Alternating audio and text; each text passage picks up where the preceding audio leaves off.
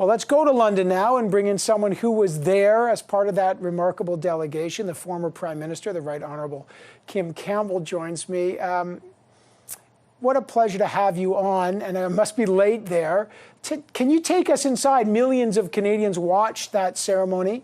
What was it like to be part of the delegation? What struck you, Kim Campbell? Well, first of all, we didn't have, we weren't in front row seats. There was a lot of people there, and but it was very exciting. And I think, again, people talk about in Britain that this funeral has brought them all together. I think here we were politicians and people of different backgrounds, different parties, different everything. We just all felt that we were there for Canadians and to be a Canadian presence. And I think Canada had the largest representation of any of the Commonwealth countries.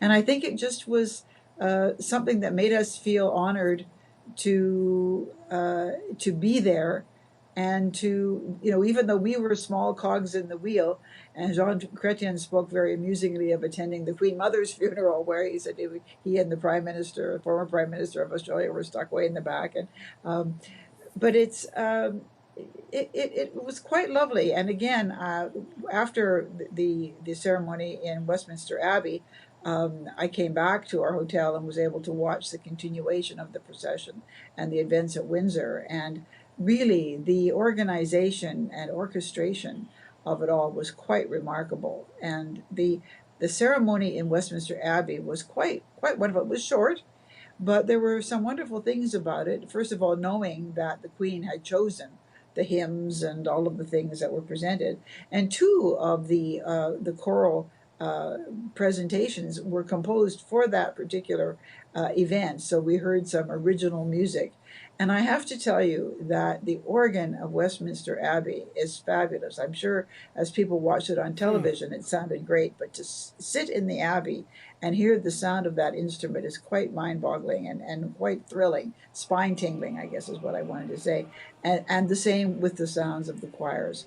That was really incredibly beautiful, a wonderful way to send off someone's life with that gorgeous music. They certainly seem to reflect the scale and the momentous occasion, the kind of big sound as you talk about. Canada had an incredibly prominent role, the role of the RCMP officers. That, as a former Prime Minister of Canada, Kim Campbell, that must have resonated with you to see the prominence of Canadians in those moments.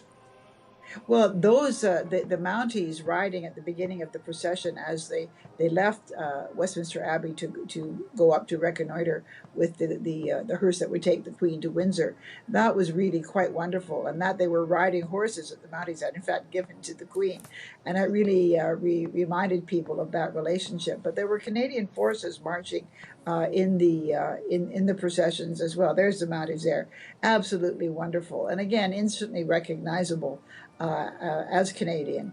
But there were other Canadians taking place in the processions as well. So we were well represented, and we had 3 Order of Canada awardees in the march of the accomplished people that went into the Abbey. So we were there in full flight.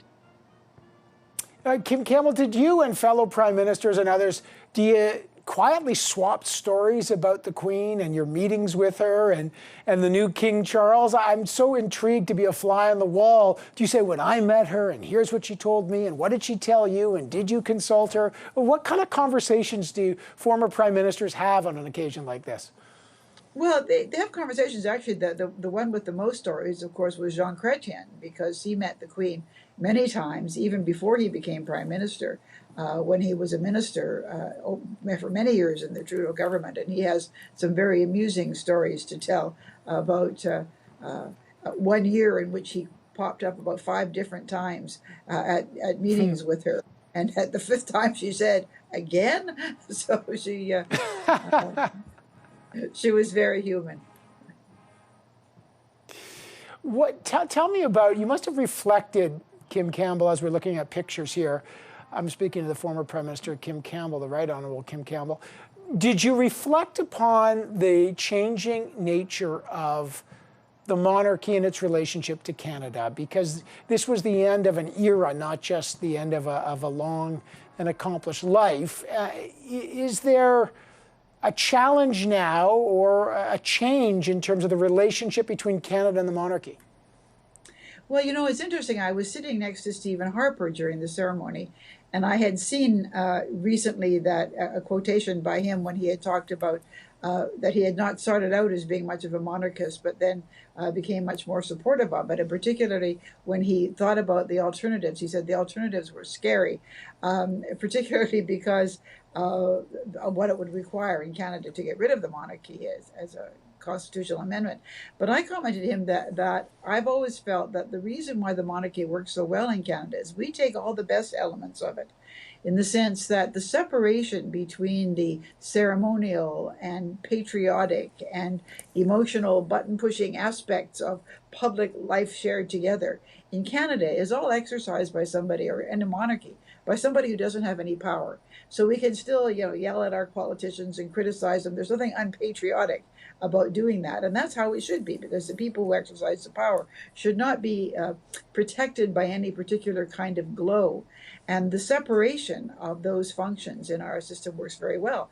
But in Canada, because the monarch's functions are performed in Canada by our governors general and lieutenant governors, distinguished Canadians who in many ways, particularly since World War II, have reflected the diversity of our population, the difference, our linguistic diversity, and even now having a Nipkotek speaking person as Governor General, that we have used the institution to give prominence to accomplished Canadians from all different walks of life and all different aspects of Canadian society. Ray Natishin, who was my Governor General, he had been a minister in the government, but he was a wonderful Governor General. He was the first Ukrainian Canadian to be Governor General. So we've had, you know, Governors General of many different backgrounds.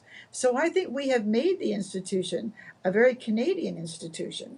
And the fact that we are linked to the Crown, which historically we were related to, means that we can have all that sparkly effulgence if we want to have it, but that the ceremonial aspect of our public life together is led by distinguished Canadians that we can all admire and who are above politics. And I think that's a remarkable thing. And if you notice that many of the most stable and prosperous and successful democracies, certainly in Europe, are constitutional monarchies. And I emphasize the constitutional part of it. I know, as a former Justice Minister, former Prime Minister, the Right Honourable Kim Campbell, you would and you ought to. The constitutional part is critical. But as you say those words, distinguished, stable, and sometimes sparkly, and we had it all today. Always a pleasure to have you on. I know it's late there, but once again, you're part of a momentous moment in history and sharing your thoughts with us. We really appreciate you doing that. Kim Campbell, thank you. Thanks. It was an honor to be here. Thanks.